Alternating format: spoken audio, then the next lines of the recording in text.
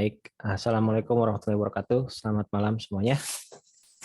Waalaikumsalam. Selamat malam juga, Pak. Waalaikumsalam. Warahmatullahi wabarakatuh, Bapak. Ya, Alhamdulillah kita bisa berkumpul ya, bisa berkumpul dalam keadaan sehat. Malam hari ini saya sudah share videonya ya tentang kecerdasan buatan. Lalu ini saya sedikit review lagi yang tadi di-share. Mungkin ada teman-teman yang masih belum beres ngelihat videonya. Oke, saya mulai share. Ya, ini kita masuk ke materi kecerdasan buatan ya, atau AI. Yang sebetulnya ini materi ini pasti banyak pertanyaan, seharusnya ya, seharusnya banyak pertanyaan karena ini materi yang menarik ya di dunia IT saat ini tuh. Kecerdasan buatan menjadi sebuah isu gitu, atau AI, artificial intelligence, itu menjadi sebuah isu di dunia komputer ya. Jadi perkembangan ilmunya pun sangat pesat gitu, sangat pesat. Nah, bahkan kalau AI itu bisa dikatakan salah satu penyebab revolusi industri ketiga ya. Revolusi industri yang ketiga itu disebabkan oleh adanya AI. Jadi ada beberapa mesin-mesin yang otomatis ya, yang menandakan bahwa itu terjadi revolusi industri ketiga, sehingga ada komputer, ada robotik ya, yang dasarnya sebetulnya dari AI gitu, dari artificial intelligence. Nah, tentunya si AI ini juga ada cikal bakalnya, siapa perintisnya ya. Nah, ini ada John McCartney, seorang ahli komputer dari Amerika yang merupakan salah satu pendiri keilmuan, salah satu ya, salah satu pendiri keilmuan AI.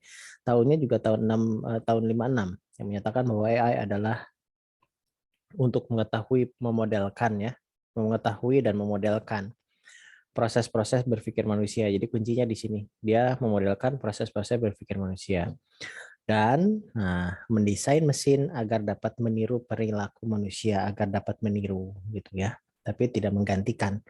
Ya, seperti itu. Nah, tentu ada dasarnya. Dasarnya itu dari cerdas itu apa gitu, pengertian kecerdasan itu apa. Nah, kalau di sini cerdas berarti memiliki pengetahuan ditambah pengalaman. Nah, pengetahuan ditambah pengalaman, penalaran, bagaimana membuat keputusan dan mengambil tindakan. Dan tentunya ditambahkan dengan moral yang baik. Nah, itu ya. Nah, dalam AI itu dikenal yang namanya knowledge base dan inference engine. Nah, knowledge base inilah yang mewakili pengetahuan gitu ya, yang mengetahui pengetahuan. Sementara inference engines ini adalah yang mewakili penalaran. Jadi cara dia melakukan keputusan, kesimpulan berdasarkan pengetahuan atau berdasarkan knowledge base. Jadi AI itu kuncinya cuma ini, ada knowledge base dan ada inference engine. Nah, yang berkembang itu cara mengembangkan si teknik inference engine-nya. Sementara knowledge base itu adalah cara data-data itu dikumpulkan. Nah, lalu jauh sebelum McCartney, itu ada Alan Turing ya, yang pernah juga disinggung, bahkan waktu itu di UTS kan juga nggak salah di beberapa yang kelas, nggak tahu yang kelas malam B atau bukan malam B kalau nggak salah, yang Alan Turing yang apa namanya, kenapa disebut sebagai memiliki peran sangat penting di dunia komputer, karena sebetulnya dia yang menjadi cikal bakal artificial intelligence, di mana si komputer yang dia ciptakan itu bisa berpikir sendiri kan, dan ada stored programnya. Nah, stored program itu yang mendasari berpikir, oh ya berarti bisa diprogram, dan akhirnya tercetuslah ide artificial intelligence gitu, yang kemudian berkembang lebih lanjut ya. Nah, jadi kalau dirunut ya ternyata Alan Turing tuh yang mencetuskannya seperti itu. Lalu keilmuan AI. Nah, sekarang yang disebut sebagai inference engine tadi, keilmuan AI itu ada macam-macam ya. Ada deep learning, machine atau deep learning, machine dan deep learning itu dua hal yang berbeda sebetulnya ya. Jadi tapi ada satu kesatuan gitu. Terus ada data mining. Nah, nanti kalian juga belajar di semester berapa ya? Semester 4 atau 3 gitu belajar data mining. Lalu Di 6, Pak. semester 6 ya, karena udah mau apa namanya? Bukan tugas akhir, skripsi kan ya. Nah, itu data mining sudah mulai belajar di semester 6. Terus ada knowledge discovery. knowledge reasoning, speech recognition. Speech recognition ini udah sering ya, seperti di Google Assistant yang ada di Android itu sekarang udah pakai speech recognition. Terus ada natural language processing ya. Natural language processing itu kayak seperti kita ngetik sesuatu di Google, baru satu huruf atau satu angka itu sudah ada suggestion. Nah, itu salah satu kerja AI gitu ya. Cara kerja dia ngebaca dari history atau sejarah orang ketika merequest pencarian. Sumber datanya ya dari database mereka gitu ya, dari database mereka. Terus ada image recognition. Nah, image recognition ini diterapkan di Google untuk pencarian gambar ya. Kan bisa tuh sekarang bisa nge-searching gambar, jadi kita bisa ngupload gambarnya di search gitu gambarnya. Ada yang udah nyoba? Kalau di handphone kayaknya nggak bisa ya. Kalau nggak salah itu search image searching itu adanya yang di komputer kalau nggak salah ya, karena dia harus upload. Terus ada robotik, jelas ini yang menyebabkan revolusi industri ketiga. Ada gaming tentunya ya, AI ya banyak dikembangkan di dunia game gitu. Nah, kemudian ada istilah hard computing dan soft computing. Nah, kalau hard computing itu sebetulnya pemrograman yang biasa kita lakukan, dasar pemrograman yang kita pelajari itu hard computing. Sementara kalau soft computing itu ranahnya AI atau ranahnya sesuatu yang belum jelas ya, yang belum jelas hasilnya. Artinya dia memiliki algoritma yang untuk memecahkan sesuatu yang tidak pasti gitu atau tidak akurat hasilnya seperti itu. Jadi contoh soft computing adalah mengenal tulisan tangan ya, terus sistem otomotif, dan manufacturing pabrik. Nah, jadi si soft computing itu muncul ketika membedakan bahwa hasilnya kalau hard computing itu jelas. Misalnya seperti kita membuat sebuah program menghitung persamaan kuadrat, nah itu udah pasti hard computing karena sudah jelas hasilnya. Sementara kalau soft computing itu hasilnya bisa berbeda-beda gitu. Ya seperti program penerapan data mining gitu ya, program memprediksi dari metode data mining itu pasti hasilnya suka beda-beda gitu karena tidak 100% akurat.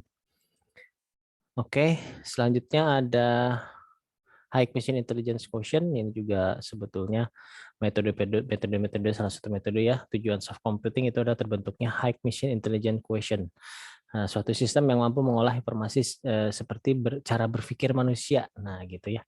Lalu mempunyai kemampuan untuk menyelesaikan permasalahan non-linear dan tidak ada model matematisnya.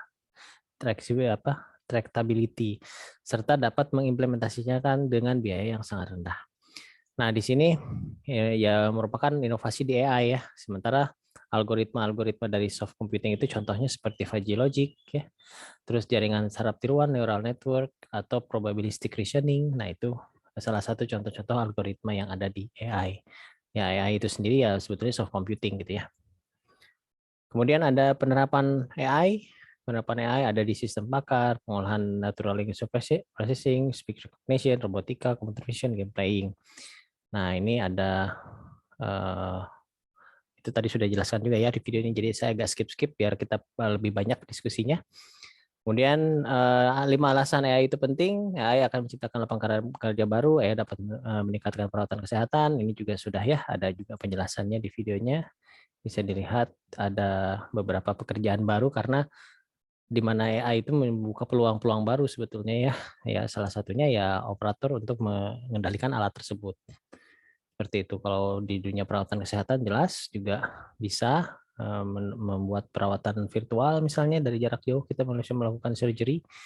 Nah, seperti itu, tapi memang harus ada yang koordinir. Lalu untuk pertanian jelas semuanya serba otomatis, contohnya seperti ini, jadi makin canggih. Lalu ada satu lagi ya, akan menghilangkan tugas-tugas yang membosankan dan secara rutin dilakukan. Karena kalau manusia rutin, bosan itu biasanya tingkat errornya naik ya, tinggi gitu. Dan itu bisa menyebabkan kecelakaan dalam pekerjaan. Sementara kalau dengan robot itu lebih sedikit presentasi terjadinya kerusakan gitu, karena tidak ada kelelahan di robot. Terus keamanan berkendara ini sudah ada barangnya, jadi mobil bisa berjalan sendiri dengan sensor. Nah, walaupun mungkin masih ada laporan-laporan belum sempurna ya nggak apa-apa karena kan ini kita masih era dalam tahap pengembangan ya seperti itu.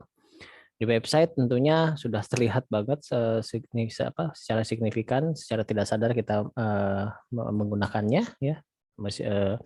menggunakan dari metode si AI itu sendiri. Dari website juga sama ya, banyak sekali di bidang-bidang yang penerapan AI itu sudah banyak sekali ya kita rasakan lah. Oke, dari website ada Wix di sini yang website langsung jadi. Kalau hanya untuk sekedar apa namanya company profile, saya rasa ini sudah bisa dilakukan oleh program-program komputer yang otomatis seperti ini, sehingga tidak memerlukan coding yang sangat rumit ya. Kalau hanya sekedar membuat company profile atau sebuah profil di web gitu. Kecuali kalau memang sudah khusus membuat sebuah aplikasi, dan itu baru pakai tim untuk membangunnya. Oke, kita masuk ke kesimpulan. AI itu sebetulnya ya future, masa depan ya, yang memiliki ruang lingkup untuk mengubah teknologi demi kemajuan dunia dan orang-orang yang tinggal di dalamnya. AI akan membantu bisnis, meningkatkan proses bisnis, tentunya ya dengan produktivitas yang efisien. Itu terbukti dengan adanya AI itu terjadi revolusi industri ketiga, dan bahkan sekarang sudah masuk revolusi industri keempat ya, di mana internet sudah dilibatkan dalam otomatisasi dengan dalam alat-alat yang ada AI-nya. Terus AI sangat berguna dalam industri karena banyak penelitian yang sedang dilakukan untuk menunjukkannya. Terus memajukan dalam teknologi ini akan sangat berguna jika dipahami dengan baik ya. Bagian yang penting adalah AI dan teknologi terkait seperti drone, robot, dan kendaraan otomatis dapat menciptakan sekitar puluhan pekerjaan baru ya, puluhan jutaan pekerjaan selama dekade berikutnya. Jadi sesuatu yang baru itu pasti memang akan ada yang dieliminasi, tapi memang ada juga yang menghasilkan peluang-peluang baru. Oke. Baik, silahkan kita masuk ke sesi tanya jawab ya. Ada yang mau bertanya mengenai seputar AI, silakan raise hand atau langsung open mic-nya saja. Oke, silakan.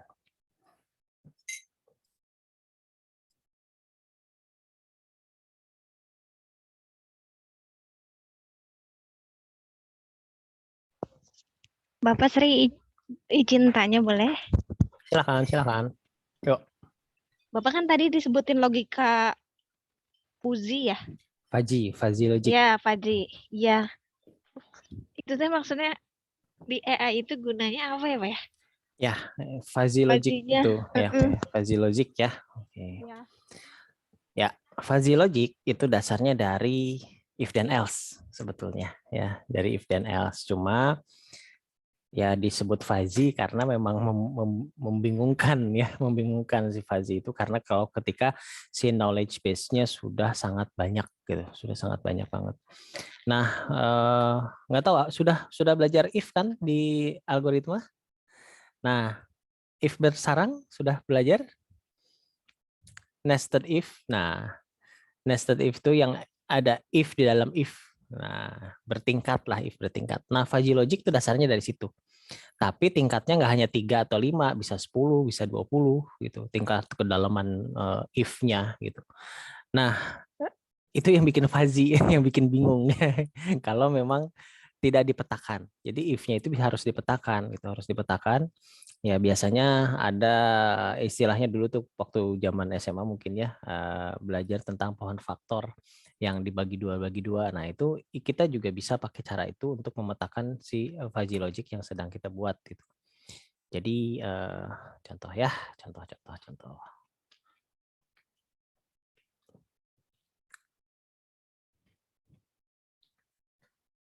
Ya.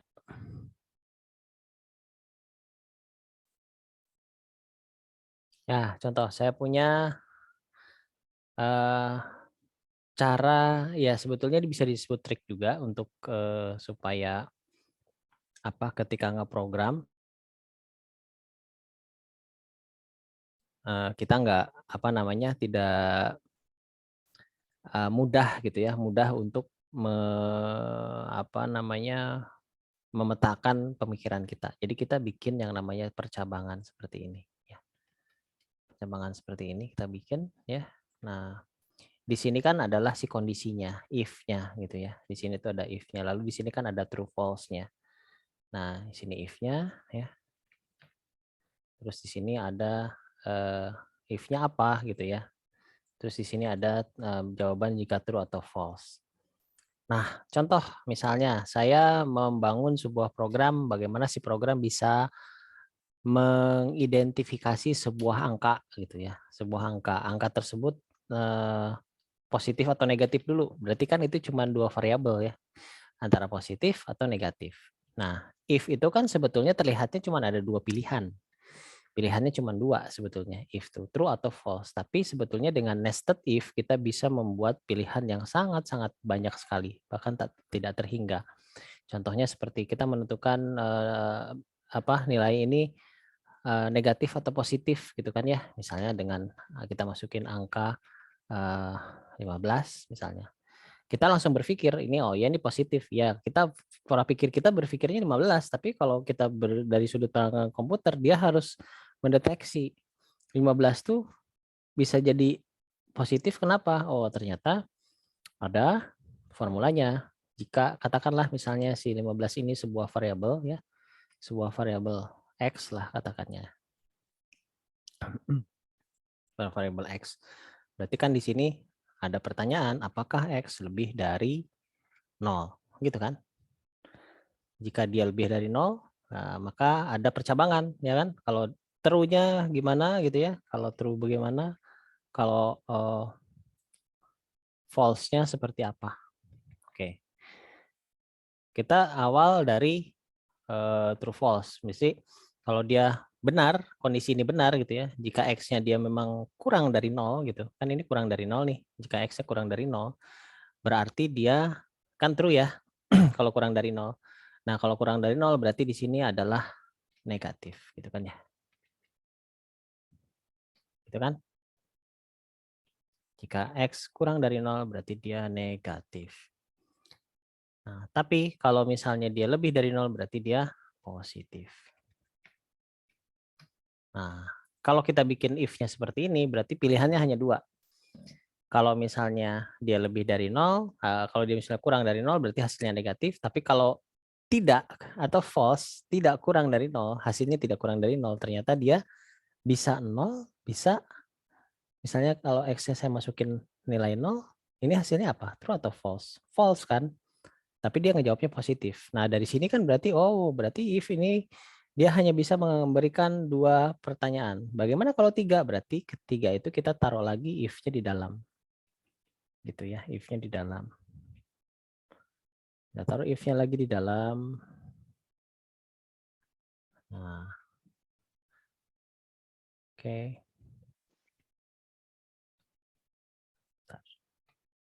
Langsung aja, tidak harus di copy. Sini if lagi, ya, lebih dari 0. Adakah kemungkinan lain? Karena kan kemungkinan yang kurang dari 0 itu sudah ditanyakan. Sekarang kemungkinan lain adalah bisa kita tanyakan lebih dari 0 atau sama dengan 0, gitu kan? Nah, pilihannya antara ini. Kalau misalnya kita tulis lebih dari 0, ya berarti kalau dia true, berarti hasilnya akan positif. Kayak begitu kan ya? Kalau enggak ya jadi negatif. Kalau enggak jadi 0, karena pilihan terakhirnya adalah 0. Nah, positif. Oke. Nah, terus di sininya 0. Jawabannya cuma itu, 0. Ya, ini contoh ya, contoh. Oke, cuman menentukan angka ini positif atau negatif ya gampang, cuman 3 gitu ya. Cuman satu lapis ininya, selapis sudah selesai. Sekarang kalau misalnya bikin program bagaimana menyatakan bahwa ini adalah 15 gitu. Jadi kalau kita tulis 1 dan 5 dia langsung menghasilkan oh ya ini adalah 15. Nah, tentunya if-nya kan banyak ya. Nah, banyak kan? Contoh, kalau saya tulis 1, berarti dia harus 1. Berarti yang ada dalam pikiran kita apa? Jika X sama dengan 1, 1 kan? Ya kan? Maka 1, gitu kan? Kalau true-nya makanya 1 gitu.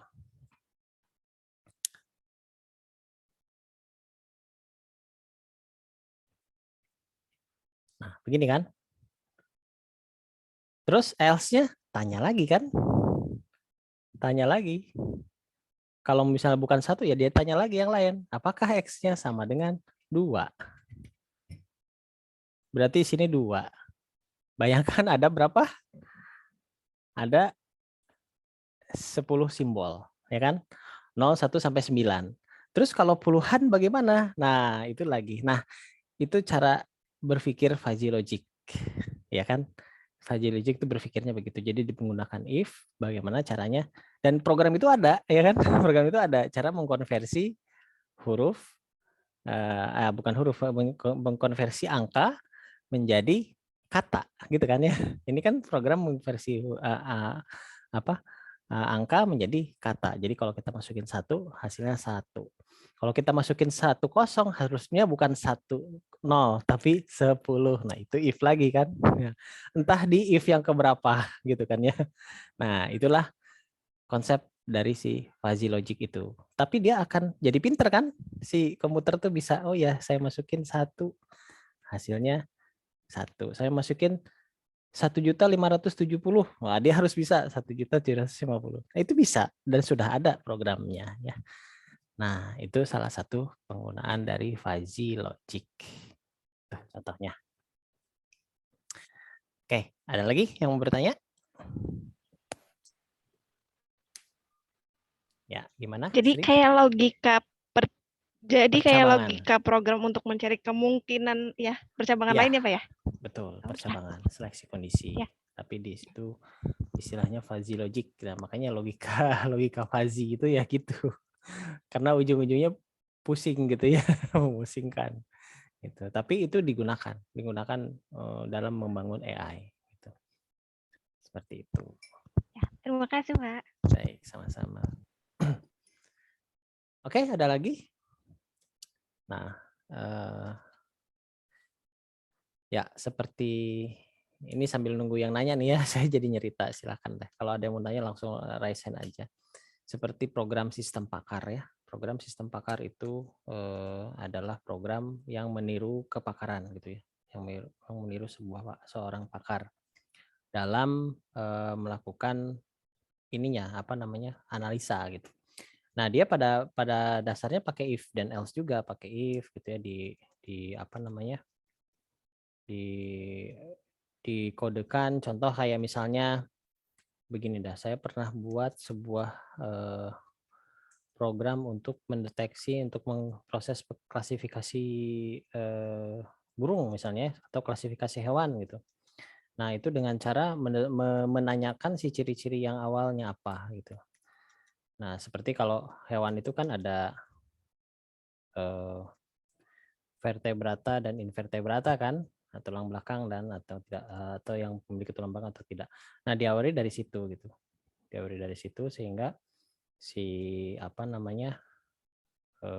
if-nya akan ke istilahnya apa ya, kebentuk lah ya, kebangun. Nah, pembentukan if-nya itulah yang disebut dengan knowledge base. Nah, yang tadi saya jelasin if itu, nah itu adalah knowledge base. Jadi si 1 itu adalah tulisannya 1, nah itu adalah knowledge base dari si AI itu sendiri. Nah, itu cara kerjanya.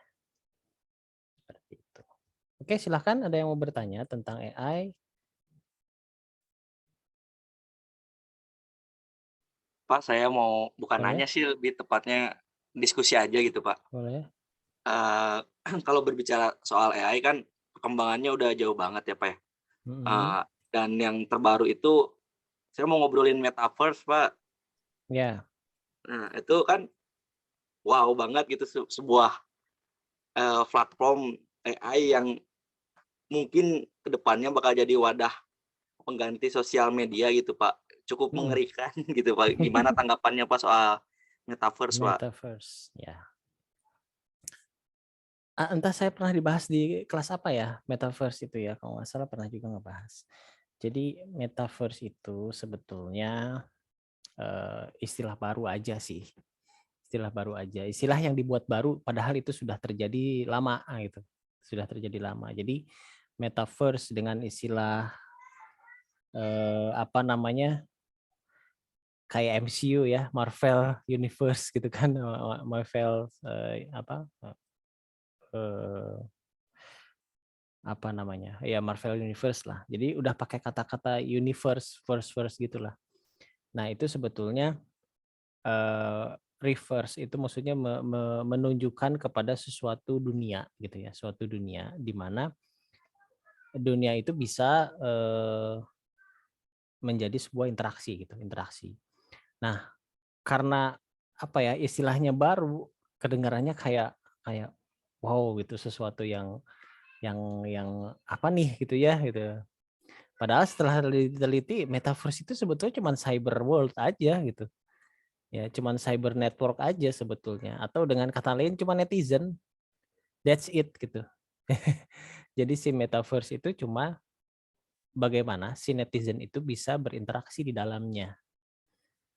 Berinteraksi apa ya? Bisa dari sosial media, bisa jadi apa namanya apa namanya ya? Dia bisa bertukaran data lah, karena di sini kenapa kok pakai namanya kok kenapa pakai meta gitu? Kenapa kok nggak yang lain lah gitu ya? Ya awalnya dari metadata sebetulnya, dari metadata. Si metadata itu yang bakal terjadi apa namanya di internet itu kan yang kita lihat itu seperti gambar, suara gitu ya, atau ya audio visual, video gitu ya. Itu kan sebetulnya hasil terjemahan gitu. Hasil terjemahan dari kode-kode. Kode-kode. Nah, kode-kode itu bisa disebut sebagai si apa istilahnya meta gitu. Jadi si kode itu reverse-nya kepada si kode-kode yang terjadi pertukaran. Sehingga di internet itu terjadi banyak pertukaran kode dari satu tempat ke tempat yang lain atau satu komputer ke komputer yang lain. Yang terjadi itu bukan lagi hitungan jutaan tapi mungkin miliaran data yang terjadi dalam internet. Itu yang terjadi sekarang. Sehingga bisa dilihat, oh karena ini sangat banyak sekali pertukaran data yang terjadi di internet, seolah-olah menciptakan sebuah universe baru gitu ya. Seolah menciptakan sebuah universe baru di mana orang bisa hidup di situ hanya dengan koneksi internet gitu. Dengan koneksi internet orang bisa hidup, bisa dapat penghasilan, bisa dapat apapun, bisa dapat sesuatu yang dia inginkan melalui koneksi internet. Nah, otomatis di dalam internet itu kayak semacam membuat sebuah ya karakter baru dunia yang baru gitu. Jadi istilah baru keluar dengan kata-kata metaverse. Padahal istilahnya sih ini tuh sebetulnya kayak dunia maya kayak gitu ya kalau bahasa Indonesia gitu ya. Atau lebih kerennya waktu dulu itu ya cyber world gitu ya, cyber world gitu. Cyber world itu ya dunia internet gitu ya, di mana orang bisa berinteraksi satu sama lainnya. Cuma bedanya yang dulu dengan yang sekarang, mungkin dulu cuman hanya bisa chatting aja, terus ngirim gambar, ngirim video, udah selesai. Kalau sekarang enggak gitu ya. Bisa mengakses alat dengan IoT, ya kan? Bisa mengakses alat dengan IoT, bisa melakukan surgery jarak jauh kan ya, dengan IoT juga tentunya. Bisa video conference seperti ini yang terjadi, padahal ini kan sebetulnya pertukaran data kan ya. Yang kita lakukan sekarang ini sebetulnya pertukaran data. Nah, data itulah yang disebut meta gitu. Nah, data itu yang disebut meta. Jadi terjadi pertukaran data yang sangat masif sehingga bisa menganggap bahwa ini sebuah dunia yang baru lah seperti itu. Nah, itu ya untuk si metaverse, padahal jadi seolah-olah menciptakan sebuah bukan komunitas ya, kehidupan baru yang sebetulnya memang sudah terjadi, tapi karena Facebook yang ngomongnya gitu, karena jadi ada merek dagang yang mengangkat ini baru gitu, istilah baru. Padahal istilah ini sudah lama dikenal sebetulnya dengan nama lain seperti cyber world gitu ya, seperti itu. Atau ya World Wide Web, ya internet itu sendiri gitu ya, dunia internet ya itu ya metaverse sebetulnya ya, seperti itu. Ya itu untuk si metadata. Ya sebetulnya banyak sekali istilah-istilah komputer yang menurut orang komputer itu biasa. Tapi ketika udah masuk ke dunia ekonomi atau dunia yang lain itu kelihatannya kayak keren gitu ya. Ya. Kayak gini deh, dulu saya pernah waktu itu pernah awal-awal adanya CMS. CMS itu Content Management System, di mana kita bisa punya website hanya dengan mengedit saja, selesai gitu CMS. Tetapi ketika diolah oleh seseorang yang memiliki ya pandai dalam merangkai kata, berubah menjadi ya istilahnya aplikasi perkantoran otomatis, padahal dari CMS juga itu setelah dilihat. Nah, itu yang terjadi dengan metaverse dan cyber world yang sebetulnya ya sudah berjalan sekian lama ketika internet itu ada gitu. Tapi ketika sudah masuk di tangan orang-orang yang mungkin ada orang-orang kreatif ya, orang-orang kreatif saya bilangnya ya, kreatif untuk bisa menarik perhatian gitu, menarik perhatian bagaimana nah ketika tertarik perhatian kan otomatis ada pertanyaan dan orang mau cari tahu kan apa sih yang bedanya gitu. Padahal pas dilihat ya sama aja, itu mah hanya pertukaran data aja gitu ya, pertukaran data yang terjadi seperti itu. Ya itu tentang metaverse ya. Oke, bedanya sih ya sekarang lebih canggih, fiturnya lebih banyak gitu. Ada AI di situ ya kan ya, ada AI-nya, peran serta AI ada di situ. IoT juga ada di situ. Bahkan kalau yang disambungkan dengan virtual reality ya udah aja itu ya. Banyak kan seperti virtual reality kan udah kelihatan kayak hidup di dunia virtual akhirnya seperti itu. Kalau digabungkan dengan game udah kayak hidupnya dalam itu aja gitu, bisa jadi apa aja kan. Seperti itu. Ya, tapi itu nggak nyata ya, itu hanya virtual. Kita punya kehidupan yang lebih real di depan mata kita, itulah yang harus dihadapi gitu. Oke, ada lagi pertanyaan? Silahkan. Masih seputar yang tadi sih Pak ini, jadi Ah, percabangan gitu. Nah mm-mm, kan dari teknologi AI-nya sendiri itu kan udah advance banget ya, mm-mm, udah masuk ke ranah science fiction kalau menurut saya mah gitu Pak kan. mm-mm, Terakhir itu saya dengar kabar itu ketika Facebook menggelontorkan sekian triliun dana itu buat pengembangan supaya nanti bisa diaksesnya itu hanya pakai apa pikiran doang gitu Pak. Jadi nggak mm-mm, usah gerakin tangan gitu. Kayak mm. di anime Sword Art Online gitu Pak. Jadi Ya, mm. Ya memang ke itu sana arahnya. Mm. iya. Nah itu apakah kita butuh itu atau enggak sih Pak sebenarnya Pak? Ya balik lagi ke kitanya, itu benar pertanyaannya, butuh nggak gitu ya. Karena bagaimanapun juga yang namanya Facebook kan perusahaan ya, company gitu ya. Company yang memang mereka harus melakukan inovasi supaya bisa bertahan gitu ya. Nah, jadi kan supaya bisa bertahan mereka harus melakukan inovasi-inovasi yang ya bisa mencuri perhatian gitu ya. Salah satunya seperti itu. Masalahnya itu hanya pengembangan AI saja. Contoh kan kayak tadi yang dihubungkan dengan pikiran itu ya, cara membaca gelombang otak kan.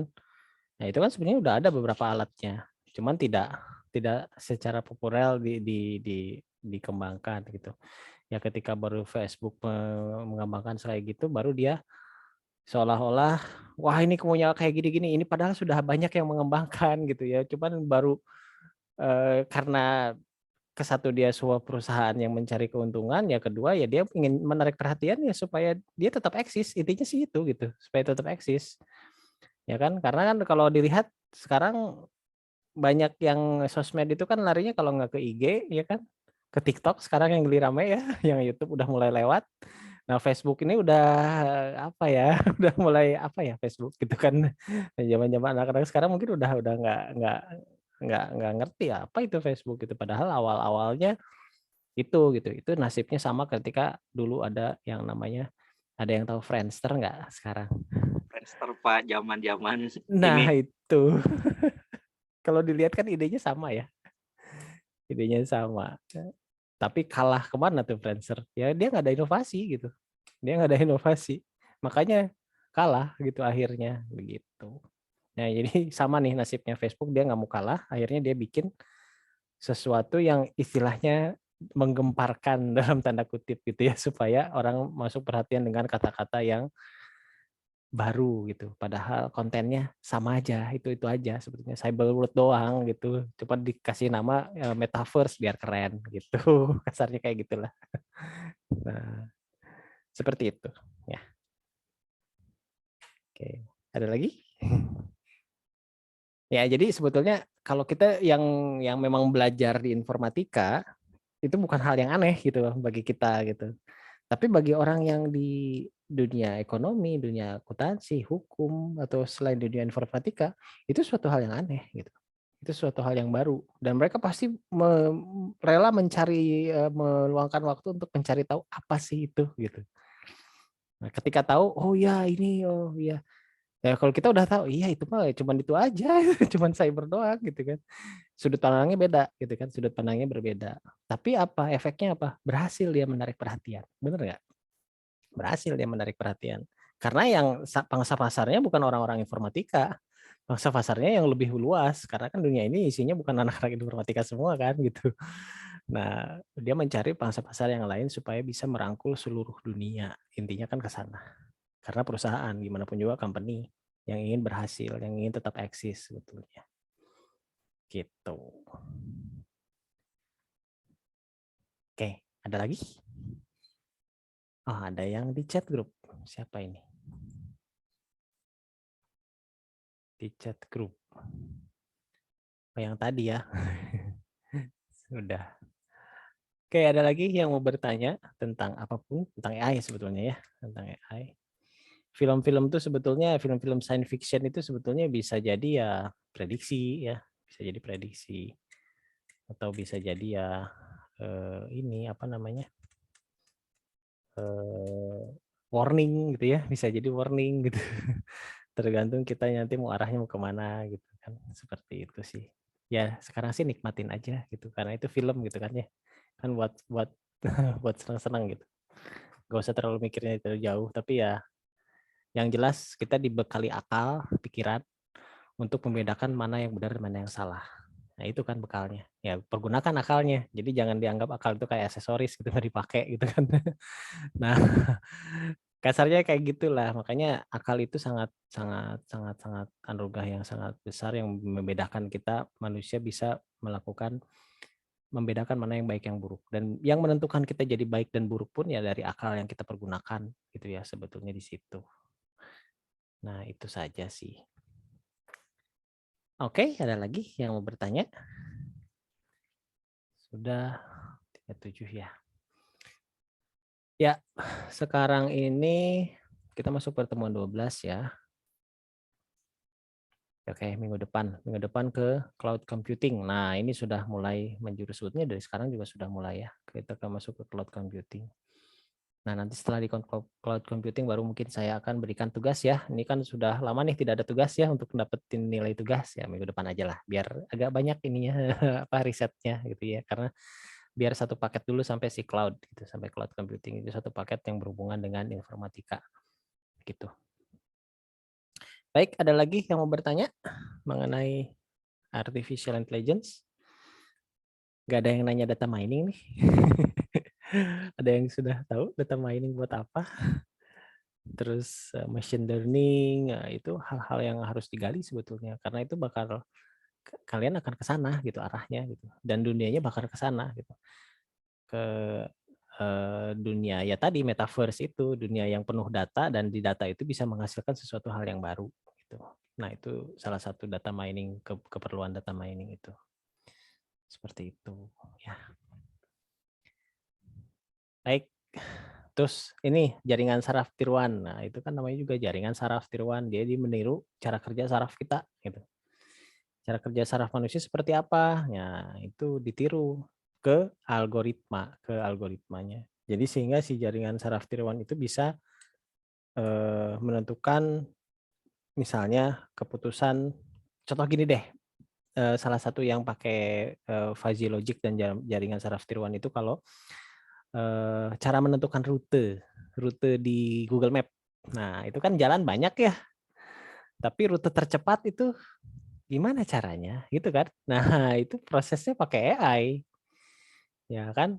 Ya bisa aja kan kita misalnya mau ke Subang jalannya ke Jakarta dulu, itu kan nggak salah gitu kan. Tapi kan jauh gitu, sementara yang ditampilkan jalan tercepat. Nah bagaimana dia bisa menghitung itu jalan tercepat? Ya, itu AI, kerjanya AI untuk ngasih tahu, oh ya nih jalurnya ke sini lebih cepat gitu, bahkan makin canggih seperti itu ya penggunaannya. Itu kalau nggak salah pakai neural network, jaringan saraf tiruan, untuk bisa mengambil kesimpulan jalan mana yang lebih cepat seperti itu. Oke, masih ada yang mau bertanya?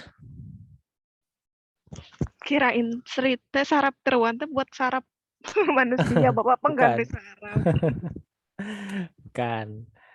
Ya, walaupun ada ya penelitian ke sana, tapi itu larinya ke biotek sih. Biotek. Jadi penggabungan antara teknologi digital dengan organik ya. Nah, itu biasanya larinya ke biotek, ke bioteknologi.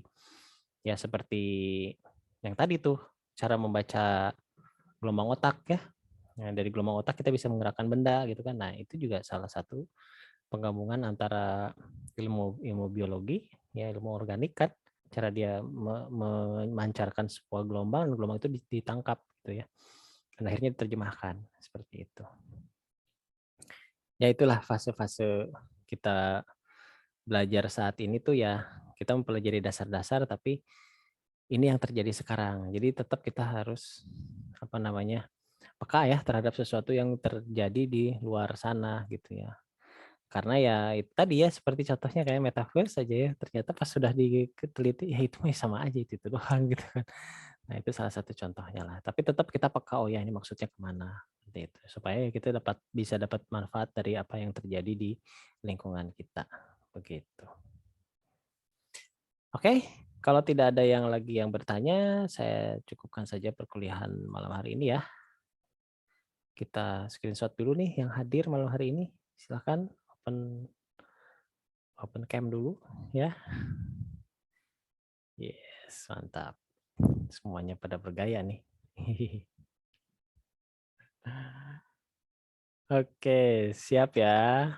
Oke.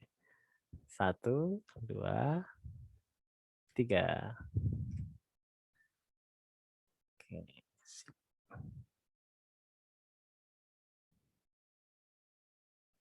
Oke, sebentar ya. Kita masuk ke halaman 2. Oke. 1, 2. Siap ya. 1, 2, 3. Oke. Ya, sip. Terima kasih sudah di-record semua. Oke, saya cukupkan saja perkuliahan malam hari ini ya. Terima kasih sudah mengikuti perkuliahan online di malam hari ini. Saya mohon maaf apabila ada kekurangan atau sesuatu hal yang tidak berkenan ya.